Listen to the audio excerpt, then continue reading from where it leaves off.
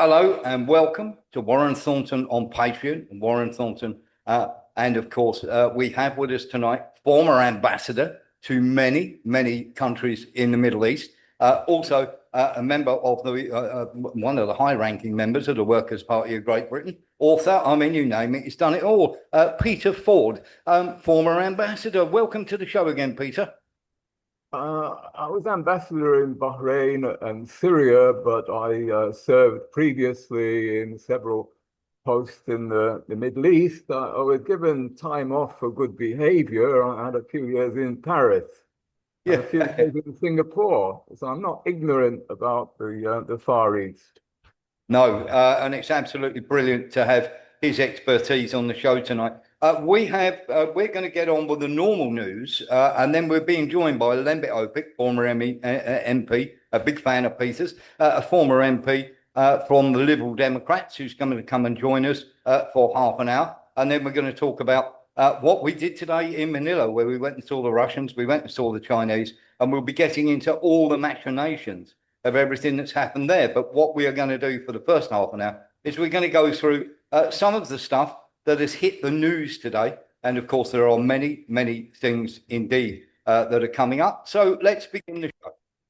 After today's meetings in Manila between Lavrov and Rubio and our meeting with Chinese representatives, former Ambassador Peter Ford joined us to discuss the results of our chat. I am on my way. We will be there shortly. And former MP Lembit Öpik joins us from 6:30 p.m. to 7 p.m. for his take on world events. And Andy Burnham, just how bad will it get? Let's have a dig underneath. I am so up for it. If you are up for it, we will see you on Kick, Patreon, X, Rumble and BitChute, former MPs and ambassadors on the real chats. Join us with our exclusive at 6 p.m.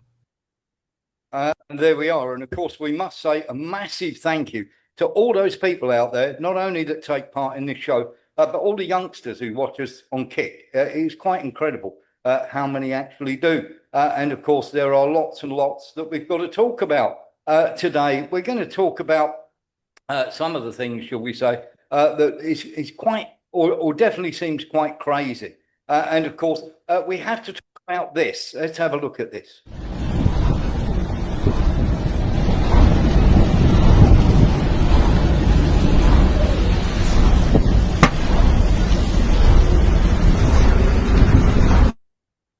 Now, that is, of course, the Houthis who have joined the war, Peter, by shutting the Mandeb Strait. We've now got two straits that are closed. Is this lunacy by America, or is this some sort of pre-planned wonderful thing that we don't know anything about? I mean, it seems as though every time the Americans threaten to do something, it goes horribly wrong. Well, this time, it's not just the Americans who've acted stupidly, it's also the Saudis. The Iranians have been keeping the Houthis in their back pocket, as it were, as an implied threat, not fairly clear threat that the Iranians have been saying, we're pulling our punches. We could block the access to the Red Sea, but we're not doing that until the right moment. But then a week or so ago, the Saudis, virtually out of nowhere, decided it would be a good idea to bomb Yemen again, like a dog returning to its vomit, because they were bombing Yemen regularly, invading Yemen, in fact. Yeah. Just a year or two ago. And the Houthis are, in the first instance, defending themselves here by blocking Saudi shipping. I think this is a sort of subset of the main Gulf issue. But the Houthis have reason enough, just by themselves, without asking permission from Iran, to block the straits of the Bab el-Mandeb. Having said that, I think it is helpful to Iran to show that the Houthis are up for it. And the Houthis will listen to Iran if the Americans ever come to their senses and try to negotiate a way out of this imbroglio that they got themselves into. They don't know how to get out. So the Yeah. situation is a little bit more complex than just the US versus Iran, with the Saudis and the Yemenis as well, the subplot. Yeah, it does seem an absolutely crazy thing because what we're hearing at the moment, and of course, our friend, and of course, he is what the Yemenis pass for media. We call him Shouting Norman because he always just comes on and starts barking out exactly what's happened and everything else. There are no frills to him whatsoever. And of course, he's a particular favourite on here because he is a breath of fresh air. He just comes out, says, "We've done this, we've done that, and we're going to continue to do it." How do they solve this problem? Because they can't go boots on the ground here, Peter, can they? Because this is going to be, I mean, we've already seen the sort of disasters and the copium that is coming from the Trump administration. I mean, where there is, it almost seems to me as though they box themselves in the corner and they don't have any way out. Well, I would call this war the war of Trump's face, because right now it's all about how to save Trump's face. He signed under duress the memorandum of understanding a few weeks ago and promptly got jeered and catcalled for surrender, which effectively it was. And he is trying to renegotiate now part of the memorandum of understanding simply to save face. It's ridiculous. It's this narcissistic moron who occupies the White House, runs foreign policy and global politics on personal whims. It's all about saving his face, because to cede control over the entrance to the Gulf to Iran, as the memorandum very explicitly did, is seen as a defeat for Trump, because he ended up with a situation worse than when he started the war. Therefore, before the ink was dry on the memorandum, the Americans tried to pull a fast one by bringing shipping to use the southern route as far away from Iranian missiles as possible in order to weaken the Iranian negotiating hand. Well, the Iranians won't stand for it. For them, it's existential. It's not existential for America. There can be only one winner in the end, as we saw first time round. Yeah, absolutely. Here's the thing, though, Peter, that seems a very strange thing to me. And of course, now instead of getting one strait closed, we've got two straits closed. So American foreign policy is not working. And then we have the nonsense, don't we, of the fighter jets, because now the bases are being bombed so heavily and so badly. And Erbil, once again, which is the area that the Americans would like to take over, they want to get back into the Erbil base. And once again, Erbil has been absolutely pummeled. Here's a quick video just showing very simply, you can see the explosions there. Erbil, which is very, very close inside Iraq, which is very, very close to the Iranian border. Now we have the US planes, which started out on the US bases, which have now then got moved to Jordan. Jordan then got bombed, and now they've moved to Israel. I mean, it seems as though the American planes, where they're saying they're flying the corridor and they're pushing Iran back and everything else, seems very much the other way. It seems as though the planes are going westward rather than eastward. Yes, I think your information is correct. It's the Americans who are losing ground. Those bases that they have in Arab countries, they they think they're assets, but in fact they're liabilities. they provide what the Americans themselves would call a target-rich environment for Iran, a target-rich environment. On any given day, the Iranians have an array of choices of places where they can make things hot for the Americans and embarrass them and force them into tactical retreats like this. The Iranians are master players here. It's in their backyard, and they have the wherewithal to lead the Americans a merry dance. For all the American military might, they're being put constantly on the back foot. Yeah, absolutely. And there is something I do want to clear up, because we've had this constant stuff from Trump saying that the Iranians are begging for a deal and this, that, and the other. And we spoke to our diplomatic friends in Pakistan, who are the ones that America are going through. America made 11 calls this last week to Pakistan, and Iran have rebuffed every single one. And yet Iran, and from once again, our friends in Pakistan diplomatic circles, the Iranians have not called once. So Trump's not throwing straight dice here, Peter. Well, Pakistan is a client of the United States. They're acting as mediators primarily to facilitate things for the United States. Iran finds it useful to have such a mediator, but let's be clear about this. Pakistan is acting basically as the Americans' errand boy here.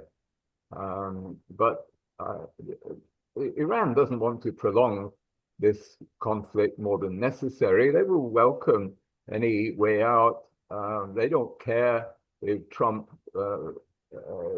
saves face, but the Iranians want to keep their gains from the last round, and they're not going to give them up. Yeah, absolutely. And while we're talking on that subject, I mean, obviously, we'll get into Rubio and everything in a minute, because obviously we were quite pleased to see him squirming today. It is quite staggering the nonsense they're coming out with. I mean, another F-15. By the way, we've got a video of it here.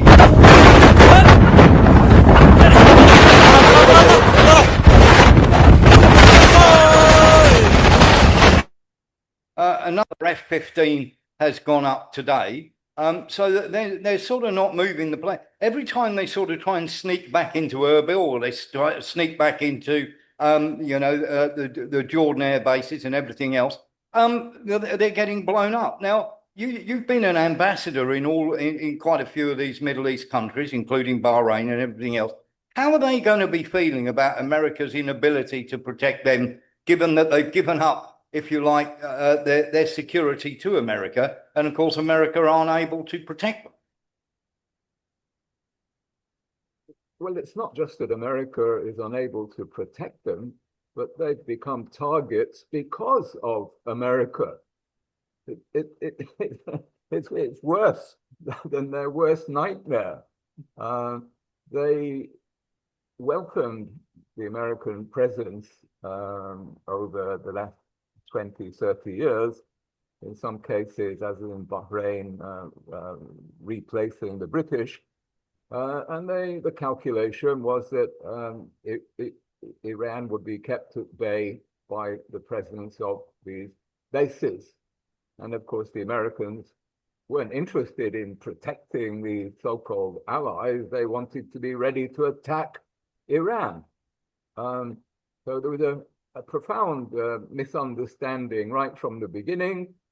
And both sides were found out to be wrong in their reasoning as soon as hostilities broke out, because it became clear that the Iranians had the capacity to overcome the American shoddy air defenses and to strike virtually at will in any of the Gulf countries. And they've been pulling their punches. I mean, it's Trump who said, oh, we've been giving them love taps so far. We've been pulling our punches. The truth is that the Iranians, if they wanted, they could take out the royal palaces. This they're keeping in reserve, but the threat is implicitly there. The Gulf rulers will be quaking in those palaces, and they have been privately putting out feelers to the Iranians and where possible, trying to minimize the risk to themselves by making themselves useful.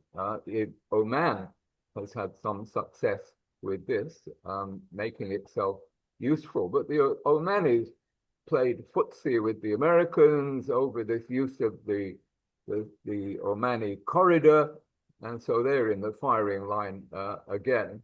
The UAE, a couple of weeks ago, was putting out feelers. They came close to attending the Al-Khamenei funeral, but they've reverted as well. They're terrified. They don't know what to do. They're a loser. It is very, very strange. And of course, we get lots of that. Mark Breckle, you want to ask a question? Yeah, just a quick one, but you've got to remember that the Americans are doing a land-based operation soon, so within 7 days it'll all be ended in tea and biscuits at the end of it. That's I'm what they sure keep they saying. will, yeah. Yeah, last one to breeze last one to breeze makes the coffee. Yeah, I'm sure they will. It is certainly not going to end that way. So let's. Mark's brought that up, Peter. Let's ask your thoughts on this. I mean, American bodies, we've had 18 so far, thanks to our investigation. They've actually admitted to 2 others, and it's now gone from 16 to 18. Peter, once they start committing American bodies onto maybe what I would think is an absolutely stupid and moronic idea of a land-based operation, we're going to see more and more American coffins, aren't we? I don't see a land-based operation getting off the ground. I think that can be more or less safely ruled out. The Americans may huff and puff, but we saw with the earlier main round of fighting, there was supposed to be a Kurdish operation that never got off the ground. I can't take seriously any threats that the Americans will put boots on the ground. That can be safely ruled out. Yeah, thank you very much for that. We always thought it's pretty much pie in the sky, but of course they're talking that sort of nonsense. I believe Nilis wanted to ask a question. Nilis. Well, what I think there's a sort of a deeper intelligence behind, or more sinister intelligence behind this war. And I think one is to weaken the Arab states so that they can make greater Israel. They'll do that by, they want America to attack Iraqi infrastructure, so Iran retaliate. If Iran destroys like desalination plants in places like Dubai, there'll be mass immigration. I don't know where they're going to go. Are they going to go to Turkey or Europe, or all the displaced people of the Middle East? And also another thing that it will cause is the great economic depression in Europe. And as we know, the Zionist bankers will have a field day, buying up, like in a fire sale, the remains of Europe, as we've seen all. Okay, let's ask Peter then. Peter, I think Nilis's question here is there a deeper meaning to this and a bigger all-round package that they're trying to achieve here? Or is this part and parcel of a great big plan rather than a really messy short-term one? This is all about one man's ego.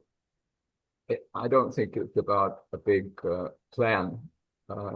It's all about the narcissist in the White House. He got himself lured by Netanyahu into launching this attack. He believed that it was going to be easy.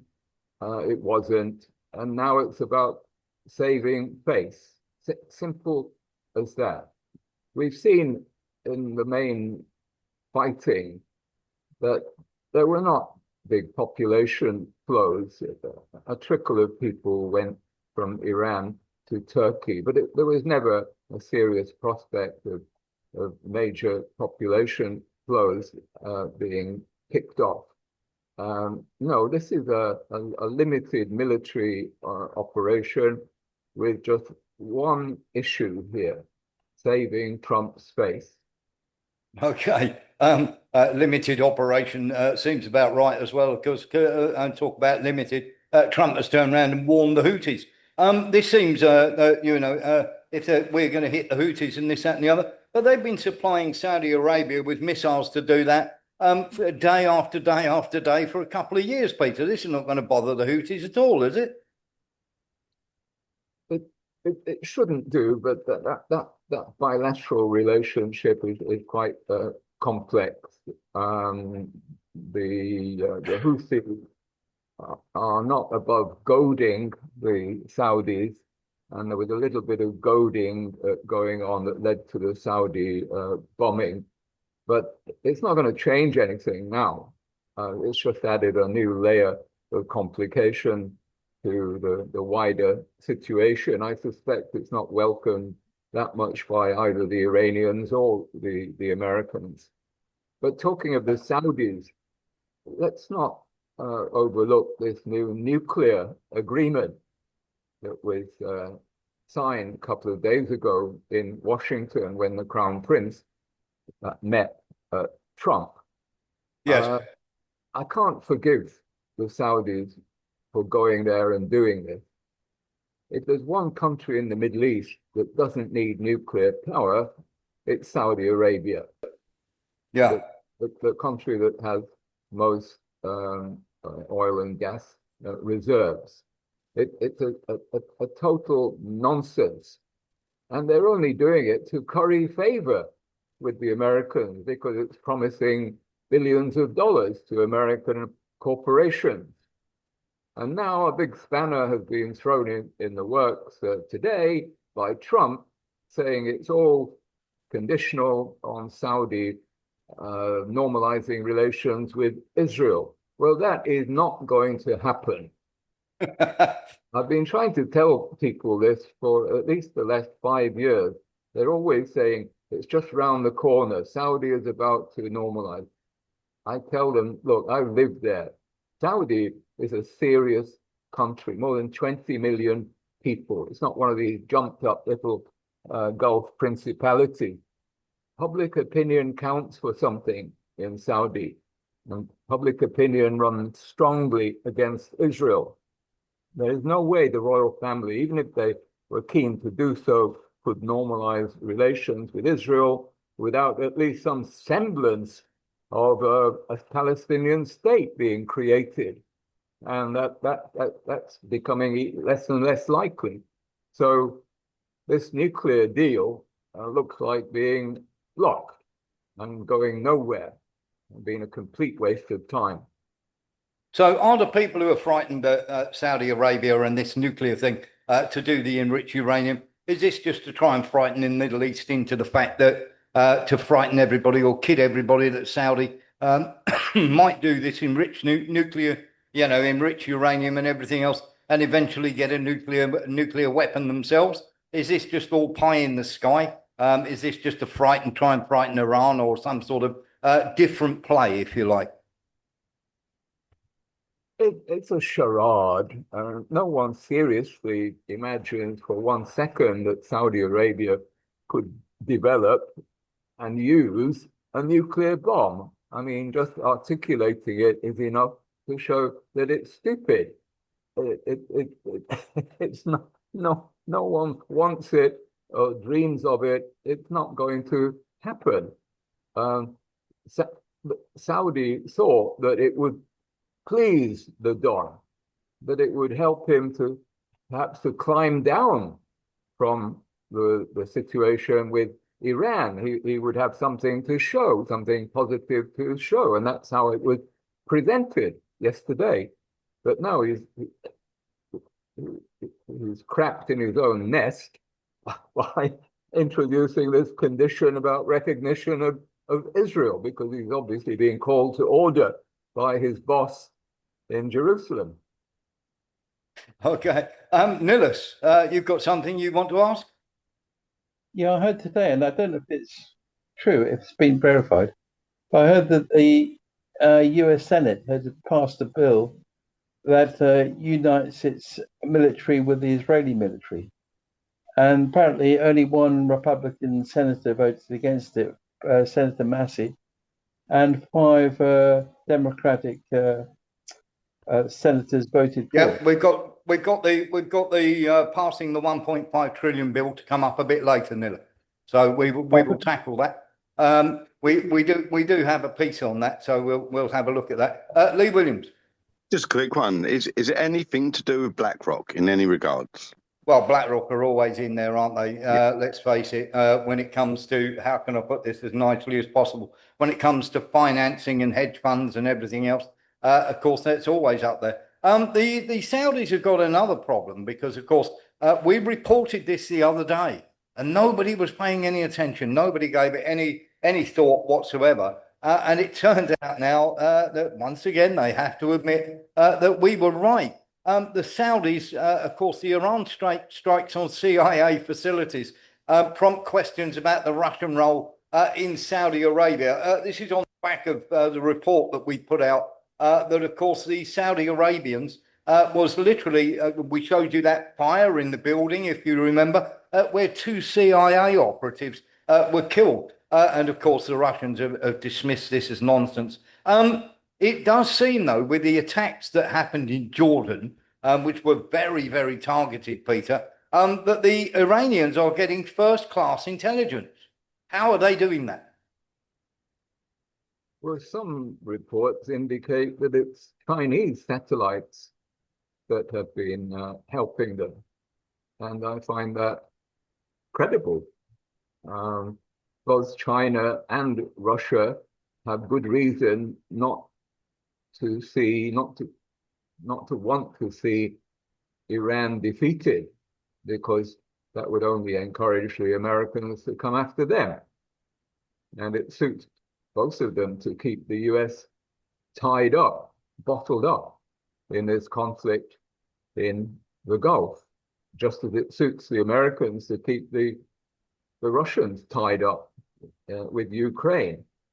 So it's entirely plausible that both Russia, which is somewhat dependent on the Iranian drones, let's not forget, some technical help there, and China has strong reason to want to keep the Americans busy in the Gulf, so they're helping Iran.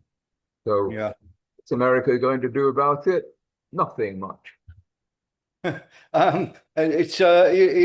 seem something. It does seem quite crazy, and of course, at the moment, oil prices are going up once again. This is Brent oil lately, almost hitting $100 a barrel. Of course, the Chinese have now said that they might return to the oil markets. Now, that would definitely push the price up. Peter, is that the Chinese being very clever? Well, the crucial factor here is that stocks are depleted. Global stocks of oil are much, much lower than they were this time last year, for the obvious reason that there's been a war in the Middle East. Yeah. Reserve stocks got depleted, and there hasn't been enough time or opportunity to replenish them. Europe, in particular, is poorly placed to withstand shortage, and there's now a competition for oil. The Chinese are now competing alongside.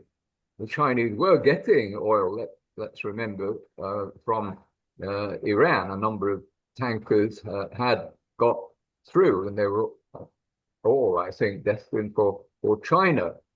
So I expect the oil price to go well north of 99 in the short term. Thank you. Mark Brecker wants to ask a question. Mark. Well, again, you mentioned about oil prices.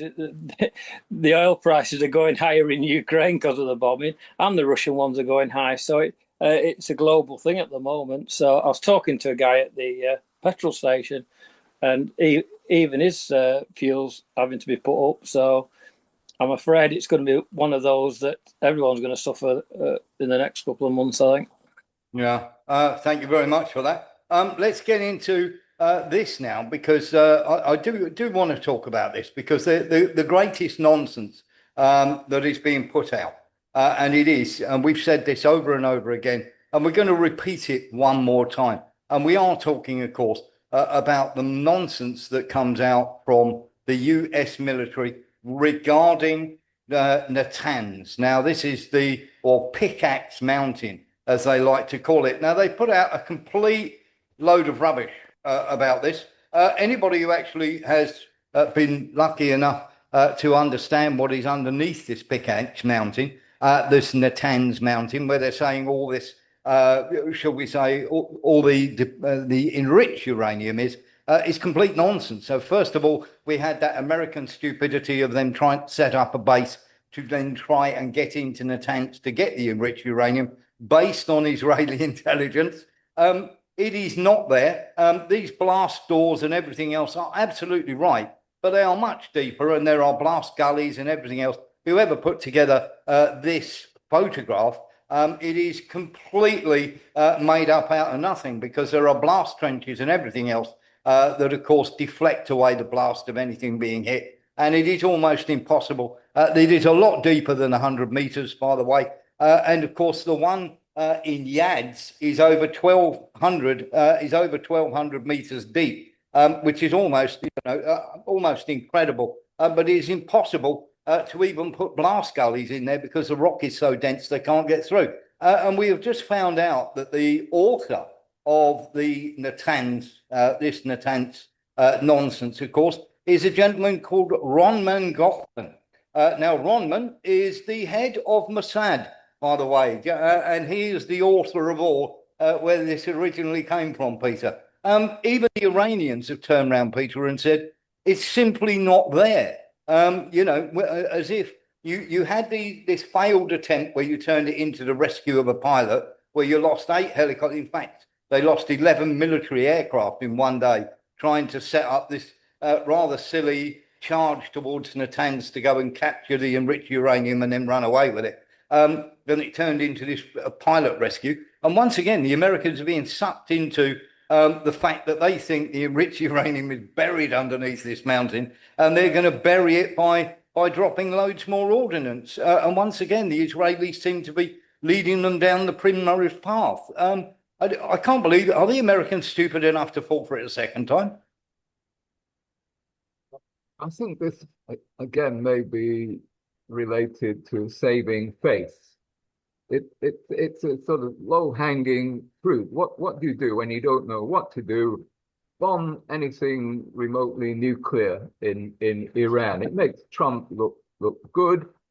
Not many people will remember that he told the world some months ago that all Iran's nuclear capability had been destroyed already.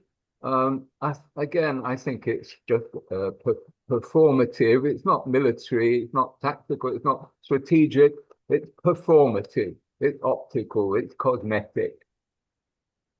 Yeah, absolutely. It does seem an absolute stupid. It does seem completely stupid.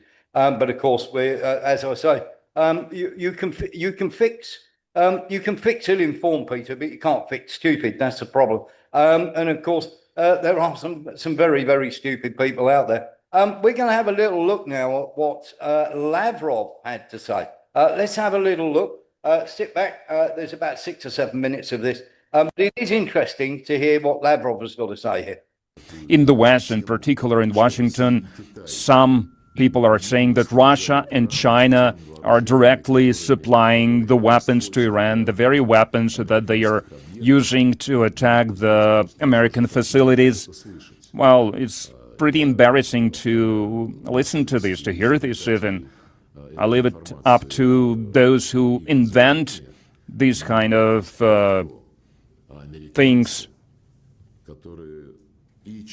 because out of all the countries, the Americans who are supplying weapons via Europe, and they are also providing the recon information via Starlink and in other ways. So they are the direct participants of Ukrainian attacks against facilities and sites in the Russian territory. Well, Senator, as the chairman alluded to, there's definitely adversary alignment, attempts to do so, and there are many ways that we deter that, some of which are, and the depth and extent of it ought to remain classified, and it should, but there are ways in which both of those countries are limiting at different levels, enabling some of the things Iran is doing. Yes. Are Russia and China helping Iran? And if so, how? Well, Senator, as the chairman alluded to, there's definitely adversary alignment, attempts to do so, and there are many ways that we deter that, some of which are, and the depth and extent of it ought to remain classified, and it should, but there are ways in which both of those countries are limiting at different levels, enabling some of the things Iran is doing. Yes. General Kane, would you like to add? Sir, I'd rather not opine on the specifics because that would divulge what we know, and I never want the adversary to know what I know. I just want to know it. And hopefully we'll get a chance to do that in the SCIF. Yes, sir. Happy to do that in the SCIF, sir. This relates both to the funding, but also, again, to how we achieve our objectives with Iran. Starting with you, Secretary, can we get to the point, and we're seeing continued, I think, improvement and progress on this, but essentially where we can work, and hopefully our allies they need to step in there with us, but where we get to the point where we can operate in the Strait of Hormuz, but keep Iran blockaded. We're continuing to get better at that, but that's how we they'll never do anything that they say they're going to do. They've proven that over and over. We have to keep the pressure on. But if we can do that effectively, we keep the pressure on and achieve our objectives. Tell us where we are in getting that accomplished. Senator, I think that's a really good point. That's effectively what we did to create the pressure that led to the circumstances of the MOU, which was we're running a route where ships, and we did it covertly in cooperation with Gulf countries and others who were willing to take some of the risk with our protection. So that was Pete Hegseth. We're joined by Lembit Öpik, of course, from Unprecedented TV, former MP. Good evening, Lembit. How are you? Not bad. Thank you for your patience. I've got another meeting in 22 minutes, but such is the importance of what you're discussing that yes, I thought I'd show up, and it's a great honor to be here with Peter Ford. It's fantastic. Peter, the idea, and of course, the US House has passed a 1.5 trillion bill bolstering, should we say, albeit by a narrow margin, 216 to 212. Now, the National Defence Authorization Act, commonly referred to as the NDAA, emboldens Trump now proposal for a substantial escalation of the military budget from 900 billion to 1.5 trillion. So for all the projection and everything we've heard there and people giving Hegseth a hard time, this was all just theatre, wasn't it? I mean, they're just going to go and do it again, aren't they, Peter? The whole thing is absurd. I mean, the latest Gulf flare-up has shown the impotence of American military power. Any rational actor would conclude that they needed to look again at their military and rethink their entire military strategy, because they're throwing billions and now trillions down the drain. It's not working. I mean, what Hegseth fails to address is, well, just what are the Americans trying to achieve? What do they think they've achieved with this war? Because he cannot point to a single result where America or Israel is better off. Certainly not the American people who are paying for all this. But you know, the military caste, the clique, the military establishment effectively control thinking in what passes for thinking in America and Britain. We see this more plainly as this war goes on. So the irrational response to this colossal, epic military failure in the Gulf is to throw good money after bad. And to boot, here's the sort of cherry icing on the cake in a negative way, merging the Israeli and American militaries. This was passed as part of the package. And this is the worst bit of it. Let the Americans throw away their billions, let them build useless carriers or whatever. But merging the Israeli and American military is treason, as many Americans are saying. Yeah, absolutely. Lembit, your thoughts on this? Peter summed up the absolutely central point here. You don't have to read The Art of War, which is a brilliant and I would say comprehensive analysis of the strategy of war, written a very long time ago in China, to know that this is an impossibly undefined situation. Peter rightly says, what is success? What success look like? They variously said, to get regime change, which I think is illegal, by the way, I'm not sure. And then they've said, well, we just want to have a new situation with Iran so that it'll never have nuclear weapons, etc. So because they cannot define success, because I suspect it's not actually America's war, they don't know when they've achieved it. The reality, of course, I know the Iranians very well, that there are 90 million Iranians. And for all their problems and issues with their own leadership, they're not taking too kindly to being battered and having civilian infrastructure damaged. And crucially, the absolutely horrendous own goal of seeing 120 children killed by accident, I hope, it was by accident, in a school at the beginning of the conflict. So where does that leave us? Well, it has to be a negotiated settlement. The money that you've described is simply to kill more people, but it doesn't lead to result. They can spend 10 trillion. If they don't know what success looks like, then not going to know when they've achieved it.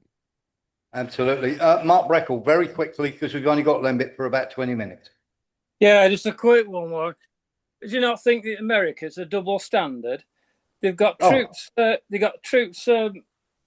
Up near St. Petersburg training. They do precision strikes down in the Crimea. They do precision strikes down in Belgorod. Civilian targets down the bottom end of Russia. But they want negotiations with Lavrov. Yeah, how can absolutely. Work that one out? Well, okay. Well, we're about to get into that. So let's get into this, as I say, because we've got Andy Burnham to come and everything else. Very, very simply, we spent all day today dashing about, and I have to give a massive shout out to Manny, who would have what the Iranians and the Americans would call a pass boat to get me to and from Manila, from our island to Manila. And then, of course, we have to give a massive shout out to Erwin, who ferried us backwards and forwards from the conference centre, of course, and we were able to have a chat with a couple of Russian diplomats, and of course, ferried us to and from very simply the Chinese embassy to the Philippine International Convention Centre, which you just saw there, and very simply, he was ferrying us about all day. So a massive thank you to those two guys, and of course, we were able to get a word with the Russians for about 15 minutes because, of course,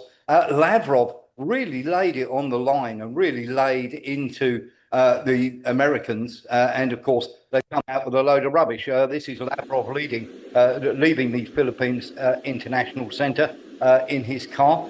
Sorry about the camera work here. Very, very simply, we were able to snatch 15 minutes with a Russian delegate, and I've got to say, it was absolutely fantastic to have somebody come down and talk to us on a junior level, but just completely ignore the CNN guy and walk straight up to us, and we went and had a coffee for about 15 minutes. And Peter, I'm going to ask you this first. Very, very simply, the Russians laid it on the line that if as far as they are concerned, there is no point having any more communications, even though the communications are still going to be open.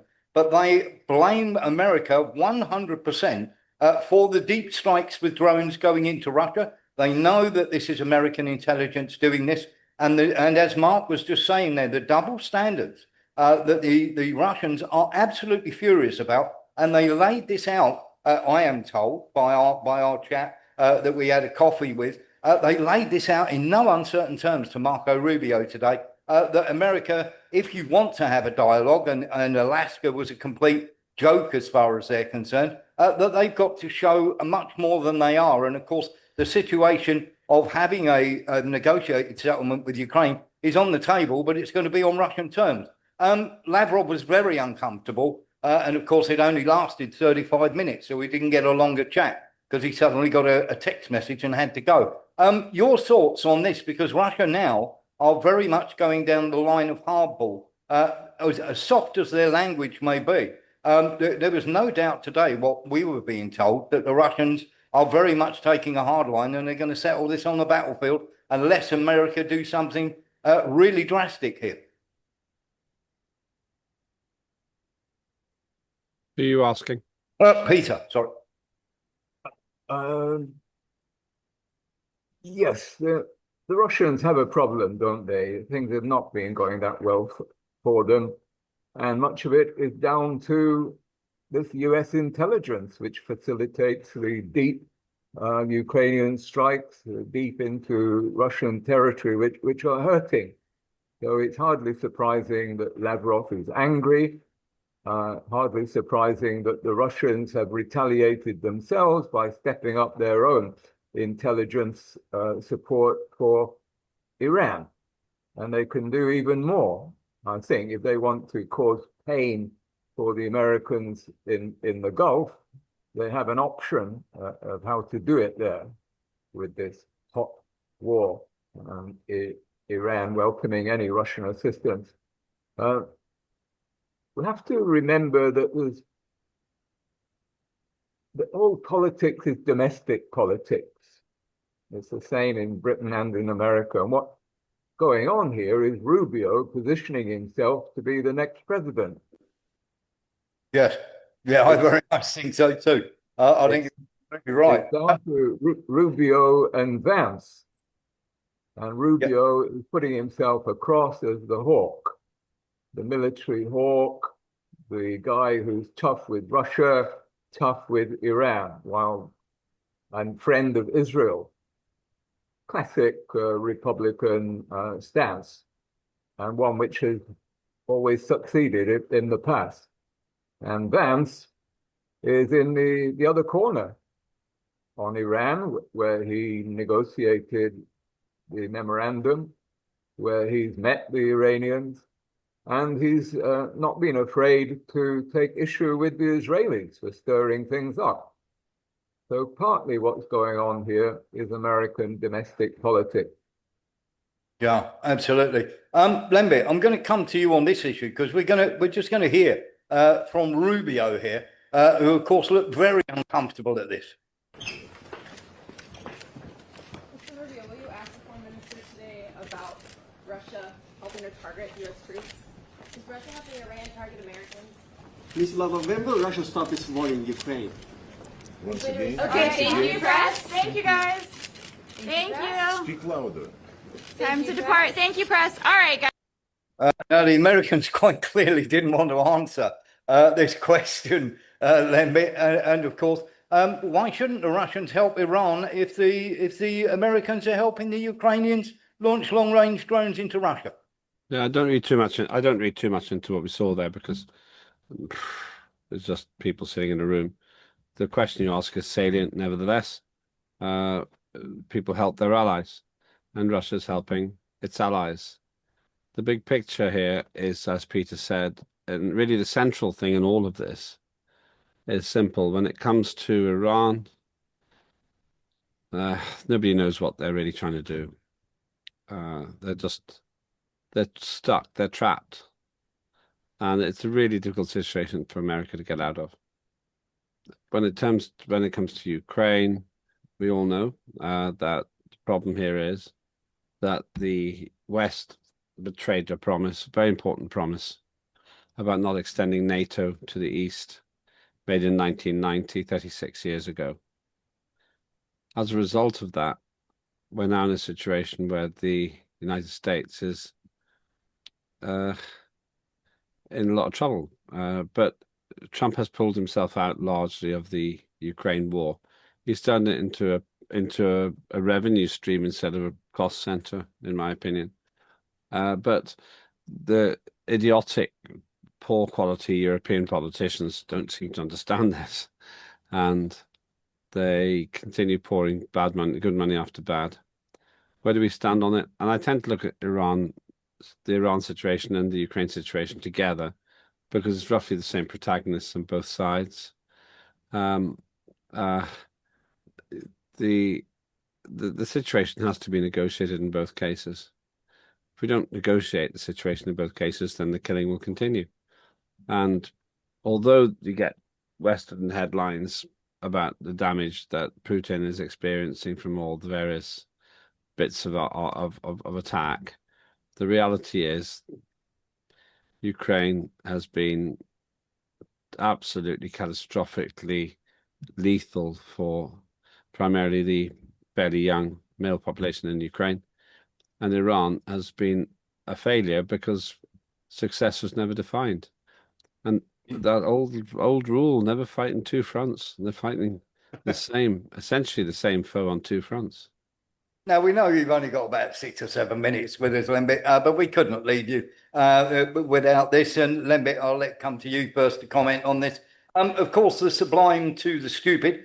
We had Ed Miliband meeting Kaya Kallis today, shaking hands with her, and of course, literally pledging support left, right, and centre for the Ukraine war. And of course, we know that Kallis is shall we say, the most, shall we say, hates Russia with a passion. Miliband, Foreign Secretary. Wang Yi and we spoke to the Chinese after. And by the way, Lembit, you have got an invite to go to the Chinese embassy along with us to go and have an interview. We'll talk about that more later. And of course, Peter is also invited. We're allowed 4 people to go to the Chinese embassy here in Manila to have interviews with them.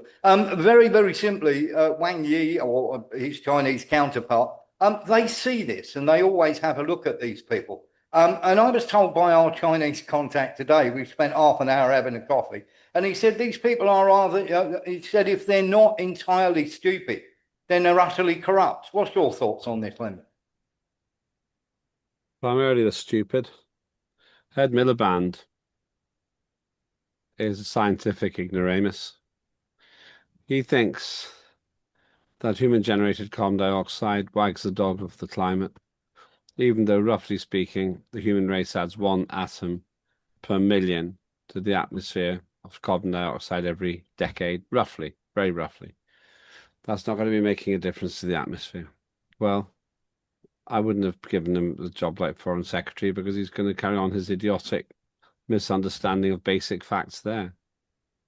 I suppose it's good in one sense because he's not pursuing this net zero nonsense as he was before.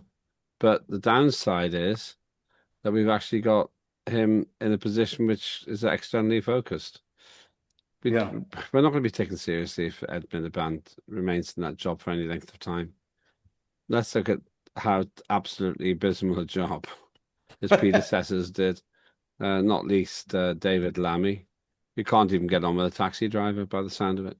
Yeah, absolutely. Well, while we're talking about that, because we were, as I say, we were having a chat with our Chinese friend today, and the Chinese always are either impressed or unimpressed by people you tend to hang about with.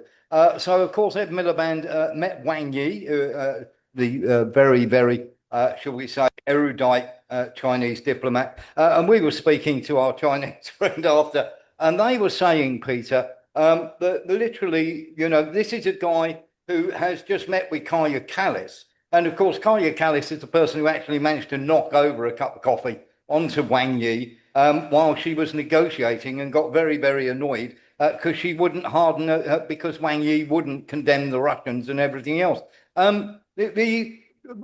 The Chinese and the Russians here must be looking at our people who are in these positions and thinking they're utterly stupid, mustn't they, Peter? Well, as I said in another context, all politics is domestic politics.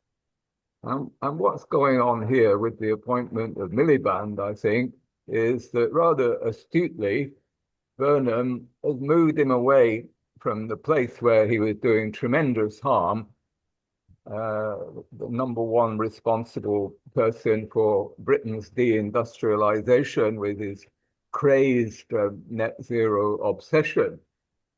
As Lembit said, it's a good thing he's been moved away from that place. He's been replaced by one of his disciples, but this Farnborough woman, but she's only been an MP for 2 years. She will not be the power in cabinet that Miliband was able to block for years on end development of our North Sea resources.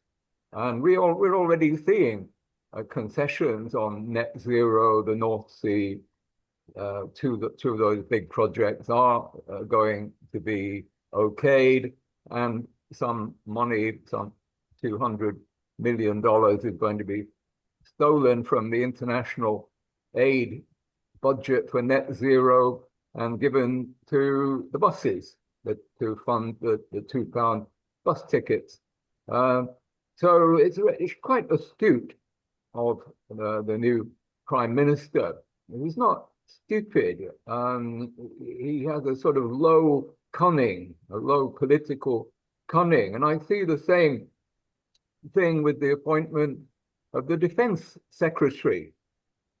Now, you may disagree here, and I may be guilty of wishful thinking, but I welcome the appointment of Healy, who resigned over defense spending.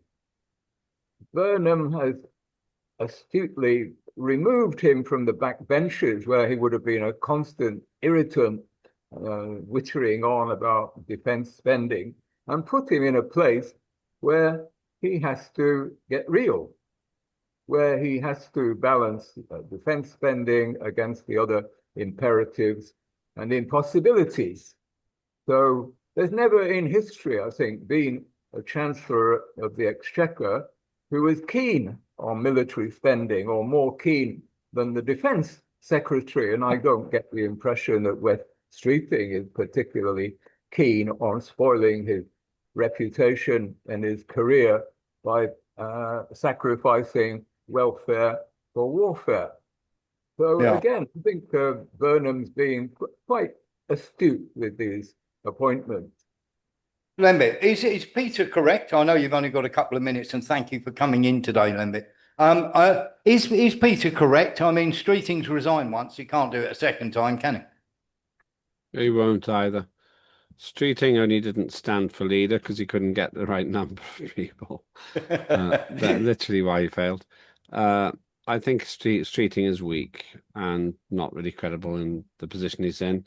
I'm quite pleased about that because I don't want us to be so warmongering as a country.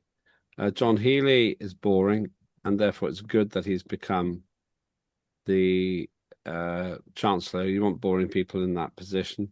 He's obviously more intelligent than Rachel Reeves, but Rachel Reeves has left such an economic mess. It's hard to know how to get out of it now. I would summarize all of my views as follows. Peter's right. Burnham's better than a lot of people think. I know him personally. He's smart, very personable. It's very personable. He's not hard left.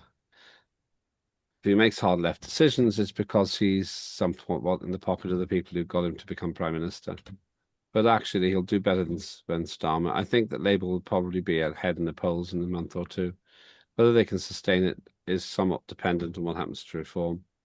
But back to where we said before, the real problem we've got is a government which is utterly failing to make the kind of changes, utterly failing to make the changes that it promised, and the country's suffering. Yeah, absolutely. Lembit, I know you're a super busy guy. You've got lots of meetings today. Thank you so much for your time and coming in today. Much appreciated. No where problem. can people find you, Lembit? There's a clue up there. At Lembit Öpik is my X feed, and also you can go to at Unprecedented TV on YouTube. Please do like and subscribe. It's free. We get a lot of great content from Warren Thornton. Thank you very much, Lembit, and take very good care, buddy. Thank See you you for soon. popping in. No problem. Let's get into streeting, and that, of course, please don't go and give Lembit a look and a like on what he does. So let's get into this then, because I'm a bit on the other edge of this. I see Burnham as a real problem here. Let's have a little look on Burnham on the war crimes, on Russia war crimes. The current conflict has seen the Russian government commit war crimes and human rights abuses. I don't know how he knows that. Silence allows these atrocities to occur. So let us vow never to be silent, never to look away, and never turn a blind eye to the suffering of our fellow human beings. That was on the 23rd of November 2024. Andy Burnham on Israeli war crimes. I've been absolutely appalled by what I've seen and read about the destruction of Gaza. I wonder who did that. There's increasing evidence that war crimes may have been committed. I wonder by who. There must be accountability. He doesn't mention the Israeli government at all. There must be accountability for the depths of suffering for the people of Gaza have experienced. By whom? Ultimately, however, it must be for international courts to determine rather than politicians. That's a bit of double standards, isn't it? Because he's quite happy to condemn Russia, but he doesn't mention Israel once, Peter. Well, he did in one of his utterances use the word apology, didn't he? He said that Labour owed an apology to the country for not realizing soon enough how bad things were in Gaza, and he used the word apology, and he hinted strongly at readiness to strengthen action against Israel. In other words, apply sanctions. Those words will be remembered because tests will come up quite quickly of how serious those words were. He may be reluctant to use the G word, genocide, but it's not. That is less important than some other practical decisions that are coming up, such as the imposition of sanctions, particularly over trade with the West Bank. Even in Europe, they're moving in that direction. This will be one of the tests. But there's another one coming up as early as tomorrow, in the context of the International Criminal Court. Yes. As people will remember, the chief prosecutor of the International Court leveled charges of genocide against Netanyahu and his defense minister. And the political prosecutor, ever since then, has been persecuted by the Americans and the Israelis, who have trumped up charges against him of sexual harassment in a complicated case that went through the procedures of the International Criminal Court. And back in March, 3 independent judges chosen by the ICC found there was no case to answer. Despite that, Trump and his minions have engineered a vote in the ICC ruling body, the political body where ambassadors of 125 state members sit, and there will be a vote on effectively whether to dismiss Karim Khan, the British lawyer who is the chief prosecutor, a brave and honorable man who's now being hounded for having taken a stand against the genocide.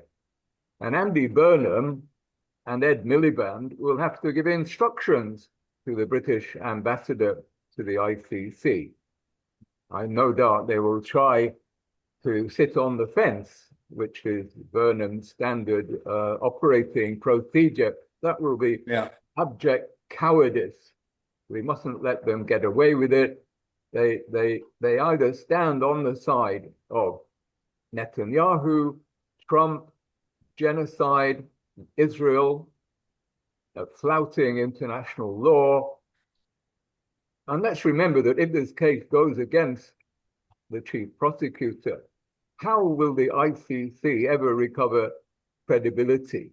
How could any prosecutor in future ever be brave enough to go after Israel or anybody else in the West?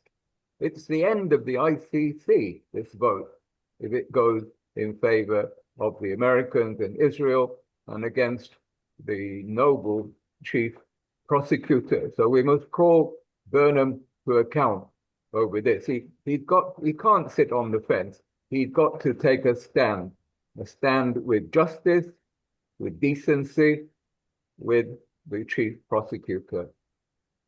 Yeah, absolutely. We've got Nillis and Mark Breckle want to have a say on this. Nillis? Yeah, I think Lembit was right. I think Burnham was probably the second choice. They'd probably rather have Les Streeting as Prime Minister, but he didn't have popular support. Yeah. I was surprised that Andy Burnham was actually a member of the World Economic Forum, which costs 350,000 annual membership. So where did he get that money from? And I was surprised because I thought he was going to be more tolerant towards the Palestinians, but all his cabinet members, apart from one, are from the Labour Friends of Israel. Yes, so, and they're up on the screen as we speak. Thank you very much for that. That is something we do need to get into. Mark Breckle. Yeah, has Andy Burnham actually done his homework when it comes to the brand new Ukrainian leader, Drapati? He's actually done his homework on the war crimes that guy's been up to since 2014. He won't have done his he will without doubt know about him. But of course, their support for Ukraine is going to be rabid. Would be the word I would use. Yeah. And we've seen that already. But back to where we were. Chancellor of the Exchequer, John Healey, Labour zealous supporter of Israel. Ed Miliband, Labour Friends of Israel speaker. Secretary of State for the Home Department, Shabana Mahmood, increasingly supportive of Israel. West Streeting, we know about, Labour Friends of Israel supporter. Alex Norris, Yvette Cooper, and Lucy Powell, all Labour Friends of Israel members. Of course, Angela Rayner, who has taken money from Trevor Chin, of course, who is to do with Labour Friends of Israel. But it goes even deeper, of course, when it comes to this. When we look further down as well, of course, Secretary of State for Work and Pensions, Pat McBadden, who's the Labour Friends of Israel Vice Chair, the Secretary of State for Business Innovation, Jonathan Reynolds, Labour Friends of Israel Vice Chair, Secretary of State for Transport, Heidi Alexander, someone who didn't call for sanctions, the Secretary of State for Food, Angela Eagle, Labour Friends of Israel supporter, Lisa Nandy, who's received money from Trevor Chin, and of course Chris Bryant is a Labour Friends of Israel. So is Douglas Alexander. Stephen Kinnock, who's received money from Trevor Chin, is another one. And that, of course, shall we say, is not the end of Burnham's cabinet either. So when we look at this, we have a total of 23 out of 27 in the cabinet are all LFI members. Peter, that's a worry, isn't it, going forward, if Burnham's going to be calling out Israel at the ICC? I wouldn't actually attach much importance to that, because barely a one of them is a sincere supporter of Israel. They're simply careerists who jumped on the bandwagon and who wanted to take a stand against Corbyn. But the mood music has changed because of Gaza. The politics of it has changed because of Gaza. And Burnham's apology that I referred to the other day came out of nowhere. he wasn't obliged to make it. He wasn't answering a question. He chose to position himself as different from Starmer vis-a-vis Israel. That was a deliberate, calculated decision. He's not stupid, this guy. As I said, he has a low cunning. He can surely see that there are no votes in being pro-Israeli. You know, we're 2 years in now, just 3 years away maximum from an election. It concentrates minds. People realize that it will cost votes, particularly Muslim votes, to be perceived as so thoroughly pro-Israeli. So I expect a tilt against Israel and towards Palestine. It won't be sincere, it will be opportunistic, it will be very limited, and they're going to fail tests like the one that I just described, where I have very little doubt that they will just abstain. But that's why we must hold their feet to the fire and expose them as hypocrites, because they know where the votes are. Burnham has shown in his early days that he's got a very clear idea of what's needed to focus on cost of living, things that will give practical help to people, and a common sense policy on net zero and foreign policy, hopefully. Yeah, I'll wait to be proven wrong, but I wouldn't worry too much about the friends of Israel. We're going to hear, I suspect, rather less from them. What about, so let's talk about the other two things that most people are afraid of when it comes to Burnham. Well, there's three probably, immigration being at the bottom of that pile. His rabid support for Ukraine, Peter. This is going to be problematical, isn't it? Because of course there was a poll of over 50,000 people in the UK, and this was done over quite a number of weeks. And it literally says that should we have conscription or should we have a war with Russia, that only 6% of the people that live in Great Britain will be up for serving in the armed forces. Yes, an interesting poll, and it shows that the support for Ukraine and confrontation with Russia may be wide, but it's very shallow, particularly with younger voters. Nevertheless, the political calculation must be that there are no votes to be had in seeming to be soft on Russia. This is the point. It's hard-nosed politics. There are no votes, as we in the Workers' Party well know, there are no votes for doing the right thing, for being sensible, and but I do expect to hear less warmongering, less about conscription.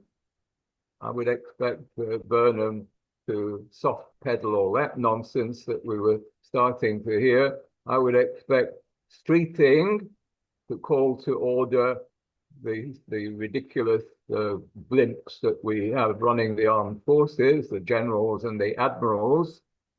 And he's a good man to do it, I think. I have a reluctant respect for Wes Streeting. I think he's a canny operator who presents well in public. He thinks on his feet. He doesn't have principles, of course, but he's the sort of person who will see off, I think, all those generals in the Ministry of Defense and enjoy doing it. Yeah. The other thing that I sort of wanted to talk about when it comes to the nonsense that they come out with, of course, is this, because the US military, of course, are now loading up, ready to go back into Iran. What did you make of Burnham turning around and saying that the US can just use our bases whenever they feel like? Sorry, I didn't catch that.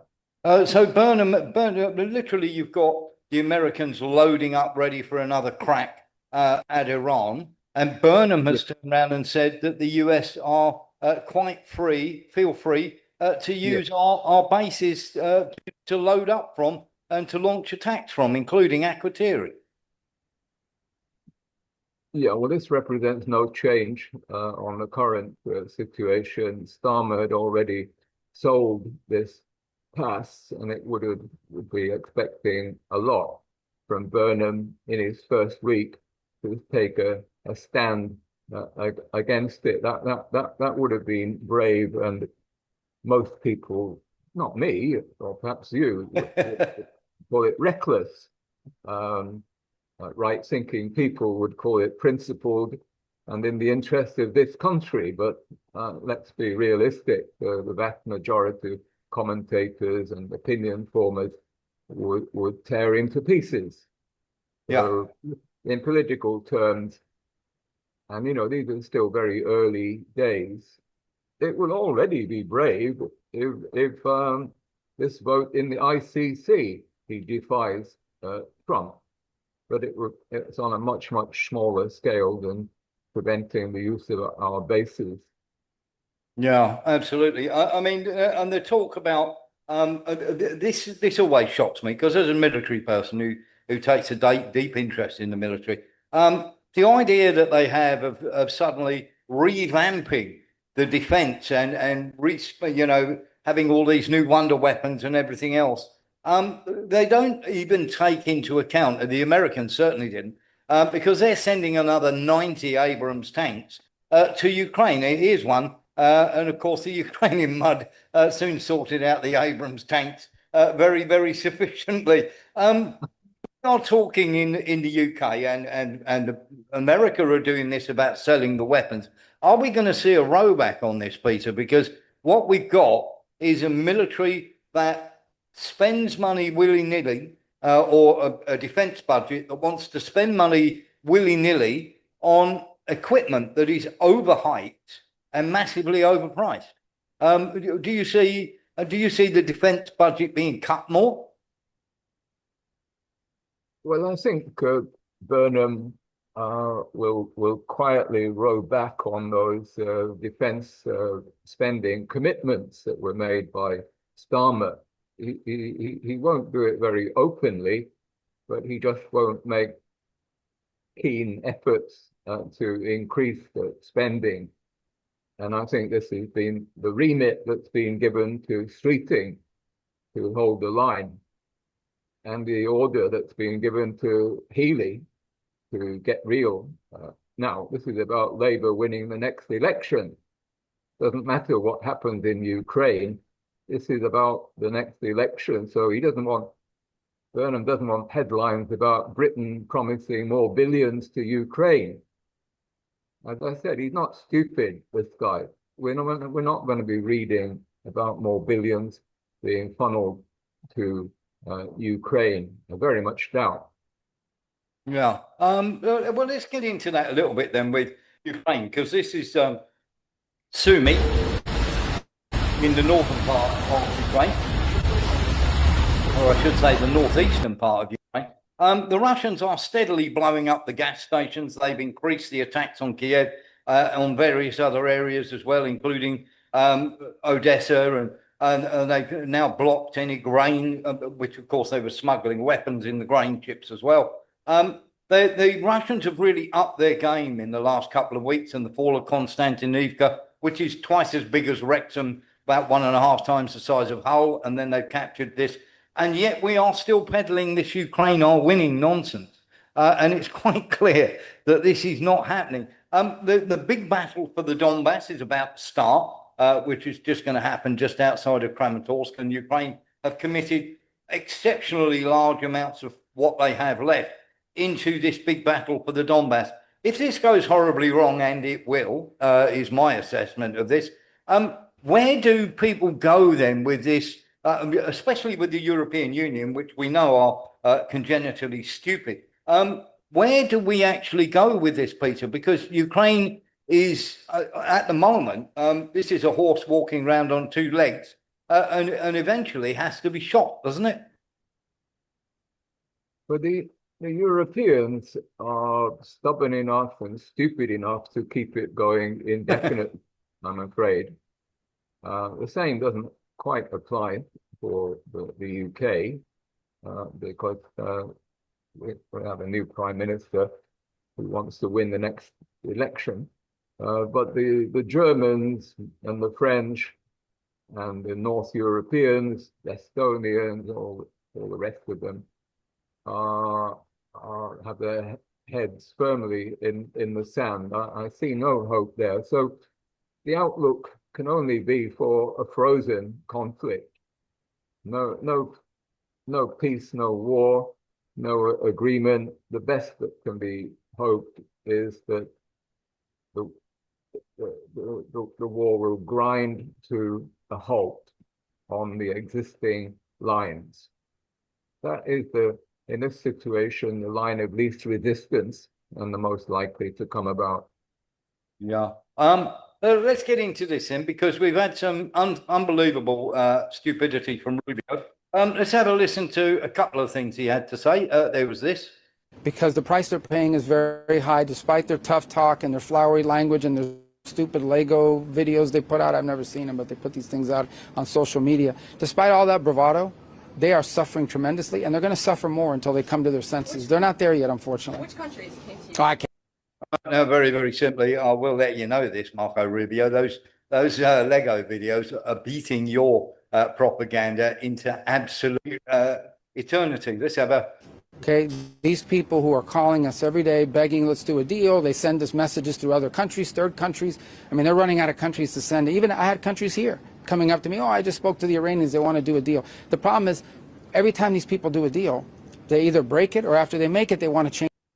And once again, we've got Rubio lying through his backside there. And finally, when it comes to Marco Rubio, nobody... the impression I got, especially speaking to the Chinese afterwards, we went for a cup of coffee with our friend at the Chinese embassy, very nice roof garden as well.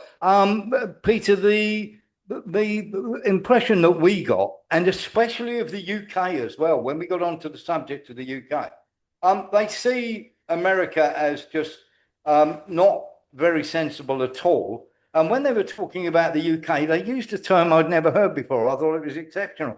They actually turned around and said they referred to our politicians in the UK Parliament as prostitutes, which is basically prostitutes in a suit, because we're just bought and paid for. But they were sort of saying, that the governments of both these countries are so corrupt, it's almost impossible to do any trade with them because they just keep moving the goalposts every time. Yeah, one feels sorry in a way for the Chinese for just trying to do trade.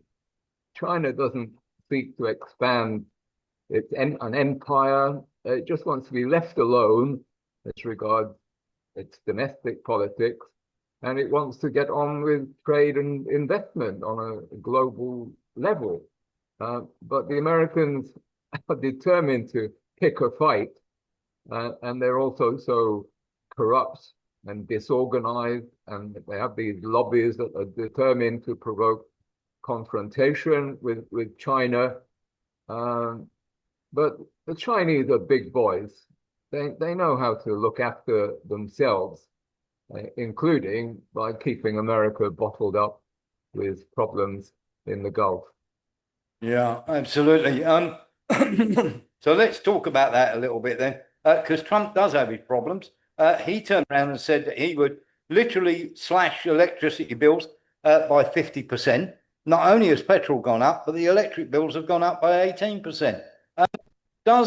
How does Trump get on in the midterms, Peter? Does he still get things through, or does he get literally bottled up in the midterms? Does he lose control of one of the houses and then then becomes impotent for the next year and a half, 2 years?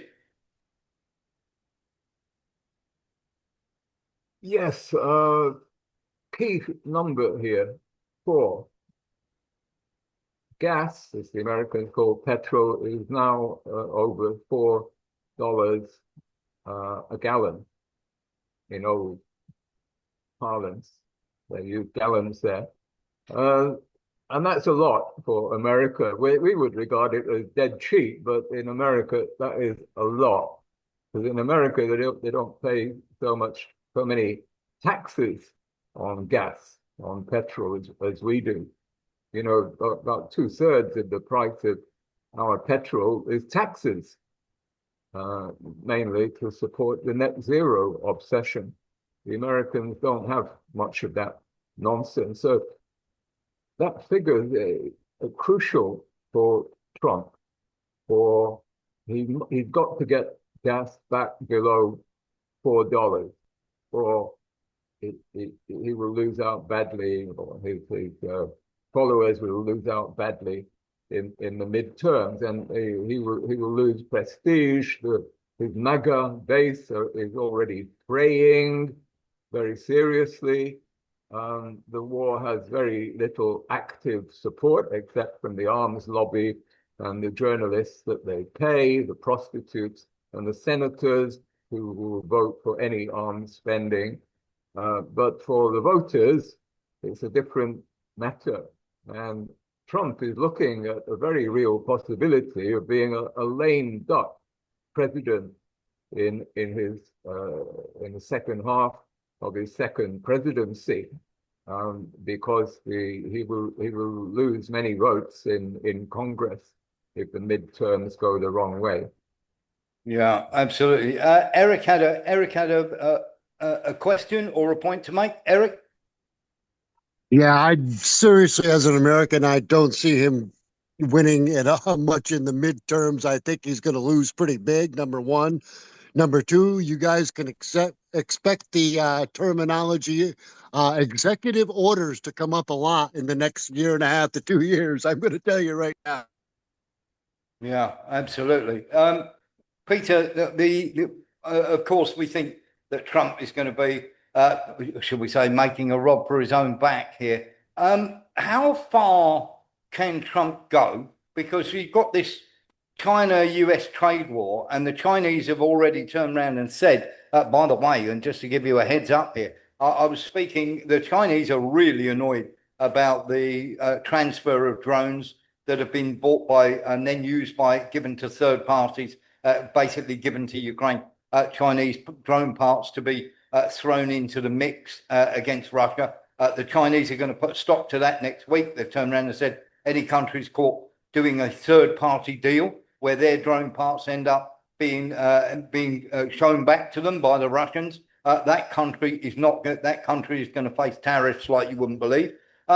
This Chinese-America trade war, given that America's trade is very, very small here, compared to how can I put it? Their trade is struggling. They don't tend to manufacture too much anymore. Going to be a problem here, Peter, isn't there? Well, with Trump, his bark is worse than his bite, isn't it? That's been the lesson. Not that long ago, he was launching huge tariff increases on virtually everybody in the world, but higher, steeper on the Chinese. But somehow they haven't all been brought into play. They haven't all got through the regulatory process. One way or another, world trade hasn't been that much affected. So let's not be stampeded here for all Trump's bluster.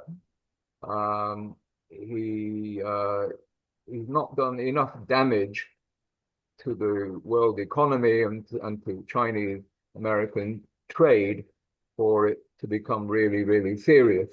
Nor is it likely to be. The American economy is so dependent on China. If things get really bad, China can turn the screws over rare earth, the key minerals that the Chinese virtually control the world's supply of. And they they've turned the screws a little bit a couple of times, and it's been noticed. Yeah, absolutely. Something that I was in discussion with, because I got into it a bit. We have James Tweedy come on here, and we don't always agree. Sometimes we vehemently disagree with each other. But he basically, the Chinese the other day came out. Somebody who's part of the think tank, but he's very close to the government, to people in the government, turned around and said that if Israel or America were to drop a limited nuclear weapon on this mountain that they want to get rid of, in any way, shape, or form on Iran, then as far as they're concerned, Israel would then cease to exist. Now, I put this forward as this means that, that obviously China would use a nuclear weapon if Israel or America use one on Iran, because as far as they're concerned, or I believe that as far as they're concerned, Iran will not be allowed to fail. Now, I got into this a little bit with James. So when I was speaking to our friend who's very close to the Chinese embassy today, and when we were having, as I say, when we were sitting there, I put this to him because I wanted to try and get a definitive answer. And he turned around to me and said, "What do you think it means?" And I said, "Well, I'm not sure, because there seems to be people are thinking it's ambiguous." And he turned around and he said, "Let's put it this way. If they use a nuclear weapon in our region, do you think that we would not respond and reciprocate back?" And that was about as much of an answer as I could get. How do you read that, where the Chinese, because normally the Chinese don't say anything if they're not going to follow it through, Peter. How do you read that reaction that I got? Well, define in our region. It could include Iran, Southwest Asia, or it could exclude Iran, part of the Middle East. So it was ambiguous, and I wouldn't interpret it as a threat, but a clear expression of concern. And were it to happen, I'm sure that China would be very seriously concerned, but it wouldn't be the same as exploding a weapon closer to the Chinese border. Anyway, I can't see it happening. Even Trump is not that stupid. Yeah, let's hope so. Let's have a little look at this then, because this is the Ali Salim Air Base in Kuwait, as you can see. And this living area here has been absolutely smashed to pieces. And of course, many people are turning around and saying, "Well, it can't be that bad, can it?" This is the actual, obviously, they weren't able to bring it down. And of course, they are hitting now very much the living quarters of the American servicemen. Are they going to have to move those further back like they have done with the jets, Peter? Well, they've already been moving them away from barracks and living quarters into hotels. Yeah. I'm surprised there's anybody left at all. Yeah. It was only the janitor. I doubt if there are many actual troops there. Yeah, absolutely. Talk to me, because we sort of brushed on this. We haven't really got into it in any great shape or form. The corridor, the Oman-US corridor that they try to slide in very sneakily, and get rid of the memorandum of understanding by approaching the Omanians for a corridor. We've now had another ship. This is 7 in the past week. This is a Greek ship that's been hit in the Oman corridor in the last 24 hours. And of course, Trump turned around and said, of course, for every tanker that gets hit, we're going to hit a bridge or part of the infrastructure for every ship. Now, he didn't say tanker, he said for every ship, which I immediately thought, well, that's a good trade, because you can smash an American aircraft carrier and they're only going to bomb one bridge. But the thing that we get here, isn't it, that we get all this nonsense from CENTCOM, which just lie all the time. It is very difficult to get a clear picture of how much Iran are in control of the Straits of Hormuz, which seems pretty comprehensive. How do America try and get rid of the Iranian overall control of the Strait of Oman, because so far what we're seeing from what they're saying to what they're achieving is miles apart. Yeah, there is no way. There is no way for the Americans completely to remove Iran's ability to block the Strait of Hormuz. You know, we may have seen the end of history, but we ain't seen the end of geography. And a look at the map is enough to show that I think it's 21 miles at the narrowest point. It's not that difficult for Iran to lob missiles, even to block the southern corridor. I mean, the whole thing is a bit of a nonsense because Iran can block the southern corridor if push comes to shove. But we have a bout of arm wrestling here. It's about saving face, and Iran has to show that it can't be pushed around. Yeah. And a memorandum of understanding, it has to mean something. It's about credibility. It's not just about practicalities. Can Iran block the Gulf? But it's about credibility. The Iranians cannot back off. They simply cannot. They'll be goners if they back off. Over. Yeah, absolutely right. And of course, we've got planes now taking off from our wonderful country. Keep an eye on the skies for us, and that, of course, includes Graham and also our wonderful Lizzie, who looks after these areas for us, and of course Brian and a couple of others who keep an eye on the oceans for us. We've got radar jamming planes taking off for the Middle East. Peter, there's just another wave of strikes coming. It's a bit like the sanctions, isn't it? Is this Einstein's theory again? You know, keep doing the same thing over and over again and expecting a complete, a different result is the definition of insanity. Yes, again, it's performative for the uneducated, poorly informed, seeing the pictures.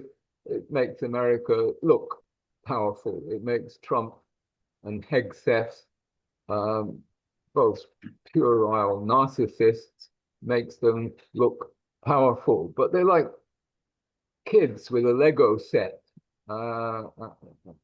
That's how they see the American military. It's a toy set to play with, but it's performative. It won't deter Iran. Yeah, absolutely. Nilus. Yeah, your voice got drowned out by the jet engine. Oh, where sorry. was that? That was taking off from the UK. The radar jamming planes that are now heading to the Middle East. Right, and do you know which Air Force base it was from? Fairford. Fairford. Right. I think you. Okay. Something else. Well, we've got somebody else putting their hand up. Lee Williams. Quick one. Would they actually be regarding Iran, and would they have the quality to know if they're coming or not, even from now? Would they know? They will do, because if they watch this program, they'll certainly know they're coming. Let's put it that way. Mark Breckle. So that spy plane's coming from England. Now, Storm Shadows are going to Ukraine, but we're not involved with the war. Is that what you're saying? No, absolutely not. So let's ask Peter on that then. The double standards of we're not really involved, but we are really, Peter. Nobody's buying that for a second. Why do they persist with this nonsense? Why not just come out and go, this is what we stand for, this is where we stand, we're helping them do this? Well, I think that they would say that a radar jamming aircraft is not offensive. It's not bombing anybody. But of course, this would be specious. This would be lawyer speak, because the whole purpose of radar jamming is to make attack easier. Yes. But it's been like that from the beginning, from the early days when the lawyer Starmer argued that he was only going to allow defensive action. Yeah. And here we are again. But it comes down to the cost of, well, I mean, we have to remember that these people have no feelings here. There's no emotion here. There's no feeling about what's right, no feeling about what's doing the decent thing. These are career politicians. It's all about costs.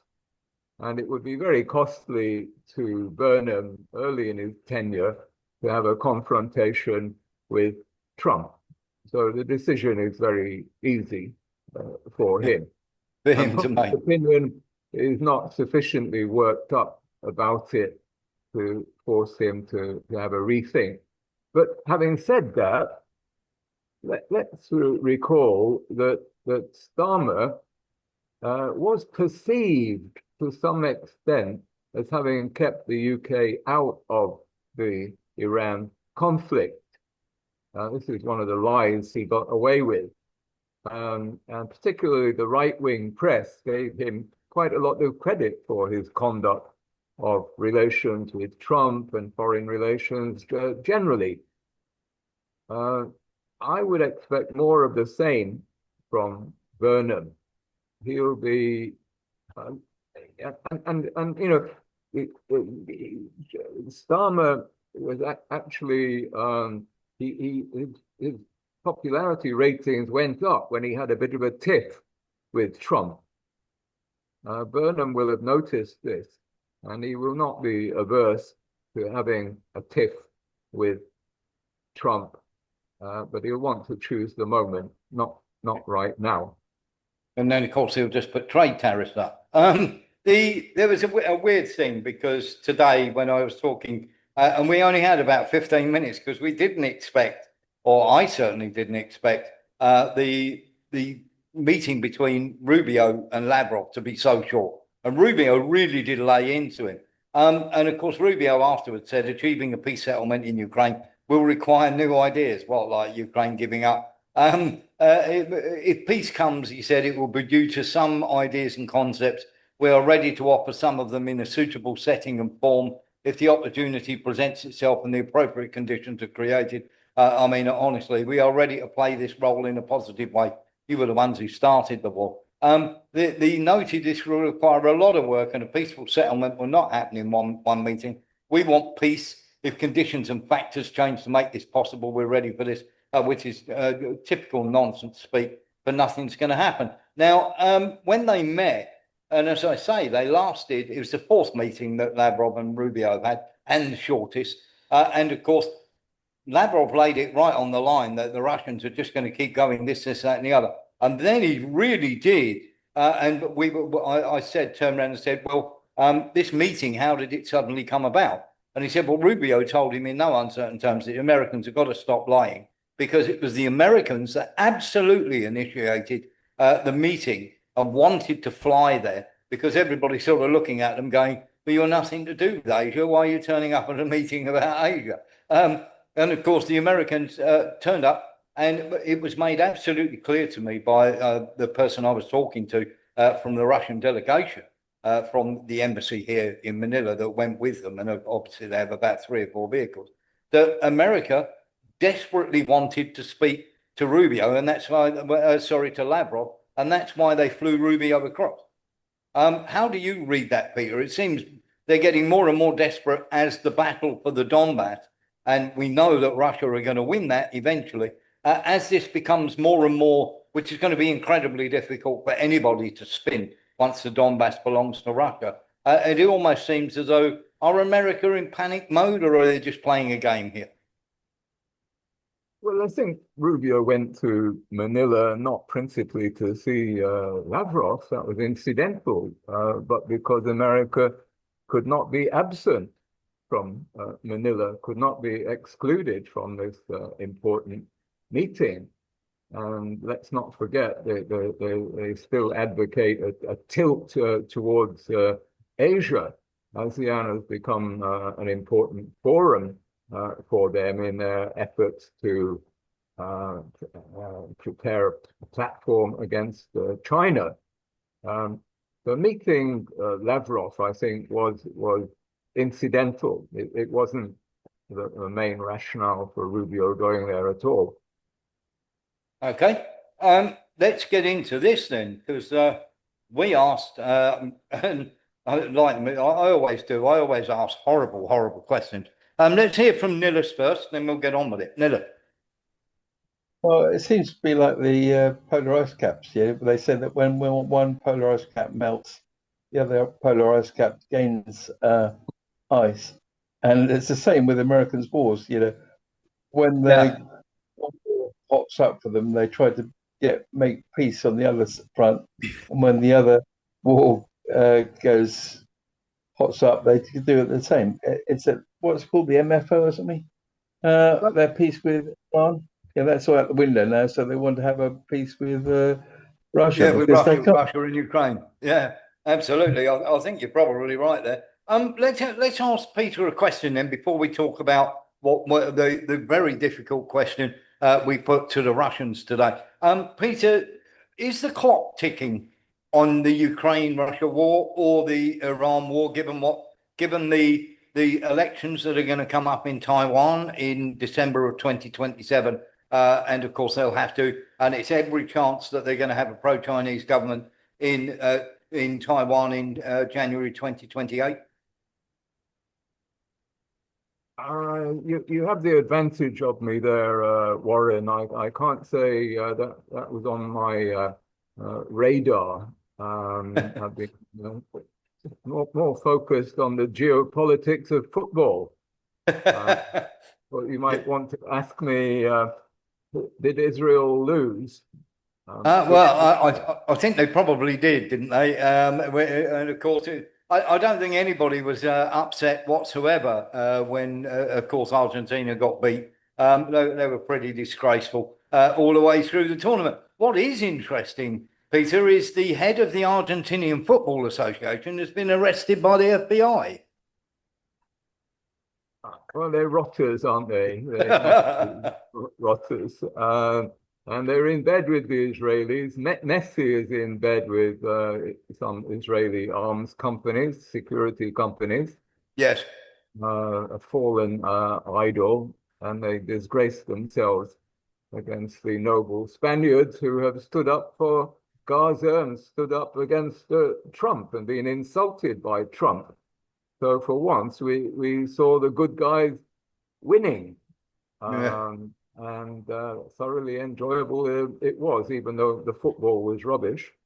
Yes, I must say it must have absolutely broke his heart to have to hand the World Cup to a Spaniard. It's quite amazing. Peter, we asked the Russians a very stringent question, and I turned around and said, I believe that any settlement, no matter what is said in public. And I said, we're not pro-Russia, we're not pro-Iran, we're anti what America are doing, and certainly anti the lunacy that has got hold of Ukraine. No question about that. So I asked him the question. I said, there is a question here which, and Mark Breckle will be interested to know the answer to this as well. I turned around and I said, there is a question here of how far do you go if there isn't a peace settlement? And I said, is there any world in which Ukraine are allowed to keep hold of Odessa? Because I believe there is not. And there are other people that believe that you will go further and everything else. And he turned around to me and he said, the minimum, as far as we are concerned, any settlement will have to include Odessa. It is not possible, given how the Ukrainians are and the West is, that Odessa can remain in Ukrainian hands.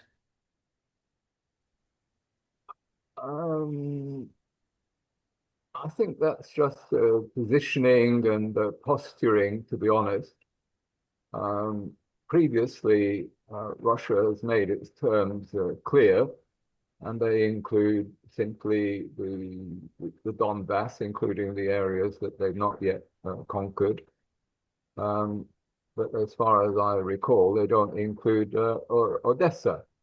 So this is just posturing, I think, striking a This is the first time tonight you and I have disagreed, Peter. I think there's no way that they let them have a sea coast. But let's get Mark Breckle in. Mark Breckle.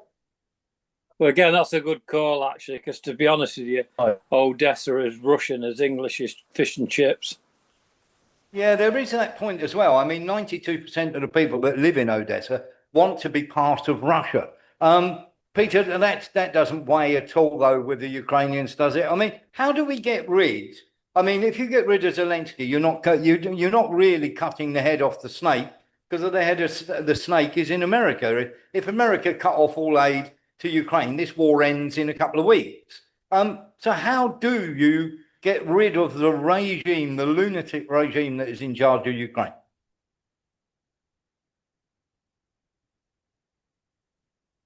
Well, there was a moment, wasn't there, early in Trump's tenure? There was that meeting in Alaska, but somehow the gains from that were allowed to be frittered away, largely because the Europeans sabotaged it and the British sabotaged it.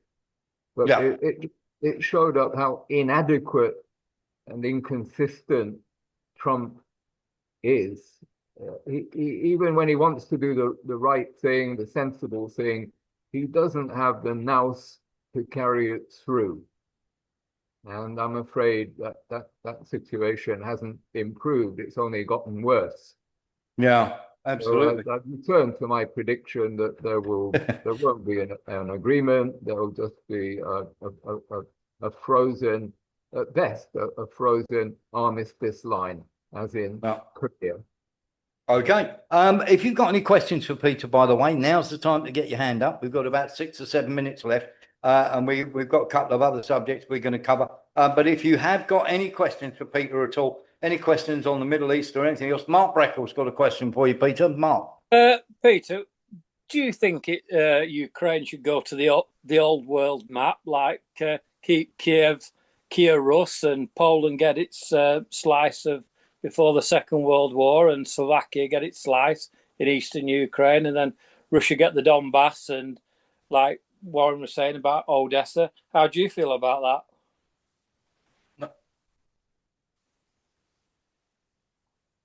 There we go, Peter. Should the other countries be allowed to chop up Ukraine to stop it being a problem in the future? Well, we can dream, but we always come back to, imagine how things might have been or how we'd like them to be.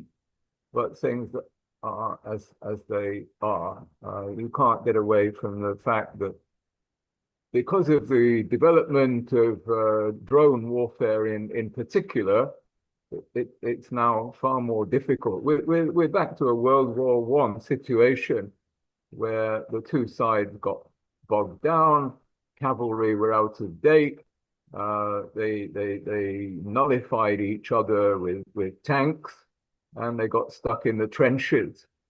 And so I think we've reached a situation where neither side can actually win in the sense of achieving their objectives. Ukraine cannot recover its lost, what it calls its lost territory, and Russia cannot recover the remaining territory that it wants to. It's stuck. Both sides are stuck. So we can dream, we can look at the map, but it's not going to change anything. Yeah, I think you may be right. We do have a bit of a problem here, don't we? Because we're going to see more and more trouble coming up. Can I say where do the Americans go from here in terms of Iran? If you're in charge of America, Peter, what are you as a diplomat? Okay, and as a diplomat of some standing, you're advising Trump. What's your advice? Make me your advisor. Stranger things have happened. Look at some of the advisors that he's had. Witkoff and Kushner, of course, who are real estate people. He listens to Piers Morgan, for heaven's sake. I could put him right. But short of that, he should allow the diplomats, the serious diplomats. There are a few still in the State Department, to talk to the Omanis and row back on all this business about the southern corridor and go back to the terms of the original memorandum of understanding. We still have to save Trump's face somehow. So they could do that by creating some body with the IMO, the International Maritime Organization, to act as an arbiter, for example. They could make a committee of Gulf countries, but Iran would have to have a right of veto. So it is the moment for diplomacy and a fudge. What's needed is a diplomatic fudge. Yeah, absolutely. It does seem as though that's not going to come across. I've got to discuss this with you just before we go. Ursula von der Leyen tweeted out, I had a good meeting with Emmanuel Macron in Paris tonight. We discussed concrete ways to ensure a truly European competitiveness and independence, with homegrown energy and innovation driving growth, and with our continued support for Ukraine. We also discussed the protection of children online, a European priority in which France has taken important steps this week. Not allowing children access under 16 is impossible, isn't it? I mean, the parents are just going to go, they're just going to leave their social media open and let their kids use it, aren't they, Peter? I think it's nonsensical. The kids will find ways around it. They're into VPNs and all the rest. Instead, the government should lean on the big American tech companies, the TikTok and the rest of them, to properly moderate the content and to control these algorithms that force the kids to become addicts. The doom scrolling, and it's all deliberate. As we know, almost every time we open our phones, Google knows what I want before I know myself. It's all down to algorithms, and this is controlled by the corporations. They can do something about it. Government cannot take the place of parents, and this is a slippery slope. You don't want government messing with your access to information in any shape or form. Yeah, absolutely. Mark Breckle's got one last thing to ask, Mark. Yeah, just a quick one, Warren. I thought you were still hiding under a bunker in Kiev. Well, it's one of those, isn't it? Or should be out pushing more vaccines on kids. It's very, very straightforward. What we've had today is quite a momentous day, and I must. Louis Bastos wants to ask a question. Louis? Sorry, Warren, just a quick one. My mother-in-law said that there's bombing in Zaporozhye. Is it the Ukrainians or the Russians bombing Zaporozhye? If it's going against civilians, it's going to be Ukrainians, Louis. America, thank you very much. The Russians are. That was another thing. I do want to mention that. Thank you for bringing it up, Louis, just before Peter goes. The Russians have already turned around and said this. Why would we bomb Ukrainian civilians when we've got to rule over them afterwards? It makes no sense to make an enemy of bombing the people that we will be taking care of afterwards. Mark Breck. Yes, this is just for Louis, actually. The Russians are pounding Zaporizhzhia at the moment to get the fuel stations, but they're getting closer and closer and closer now. Okay, thank you very much. So, as I say, and finally, we'll get back to where we were. We were having a momentous day. My grateful thanks to the people who ferried us about today to get the job done. we didn't get to, we didn't get to speak to Lavrov, but we've made another friend in the Russian ministry over here, and of course we've hardened our help with the Chinese, or should we say, our understanding with the Chinese embassy, so much so that we've been invited there for an interview, and of course. One of those, if Peter, I don't know whether Peter or the Workers' Party of Great Britain would like to also come over, but we have 4 slots. So that's exactly what we are going to do. Lembit Öpik, of course, will be one of those slots, but we have 2 more open. And of course, the Workers' Party of Great Britain are welcome to one if they want to come over and meet the Chinese ambassador over in Manila.